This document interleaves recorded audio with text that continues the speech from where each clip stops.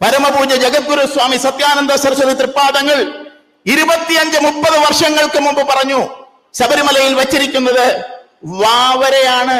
വാവരക്ക് ശബരിമലയുമായും അയ്യപ്പനുമായും കുലബന്ധം പോലുമില്ല. ആ വാവര് മുസ്ലിം ആക്രമണകാരിയാണ്. അയ്യപ്പനെ ആക്രമിച്ച് യുദ്ധത്തിൽ തോൽപ്പിക്കുവാൻ കടന്നു വന്ന തീവ്രവാദിയാണ്. അയാൾ പൂജിക്കപ്പെടേണ്ടവനല്ല, പൂജ്യനല്ല. പിന്നെ പൂജിക്കപ്പെടേണ്ടത് ആര് എന്ന് ചോദിച്ചാൽ വാപുരൻ. മറന്നുപോകരുത്. സർവ അയ്യപ്പ ഭക്തന്മാരോടും ഞാൻ അടിവരയിട്ട് പറയുവാൻ ആഗ്രഹിക്കുന്നു, വാവരല്ല, വാപുരസ്വാമി. ആരാണ് ഈ വാപുരൻ? ഗ്രന്ഥങ്ങൾ നിരത്തി ഇവിടുത്തെ ഹൈന്ദവ സംഘടനാ നേതാക്കൾ പ്രഖ്യാപിച്ചു വാപുരൻ ആര് എന്ന്. ഗ്രന്ഥങ്ങളുണ്ട്, പ്രമാണങ്ങളുണ്ട്, ശാസ്ത്ര ഗ്രന്ഥങ്ങളുണ്ട്.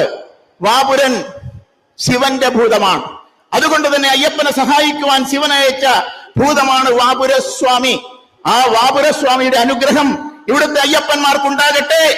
ആ വാപുരസ്വാമിയുടെ നടയിൽ ചെന്ന് നിന്നുകൊണ്ട് തേങ്ങയടിച്ച് അയ്യപ്പനെ ദർശിക്കുവാനുള്ള അവസരം നമ്മൾ ഉണ്ടാക്കണം.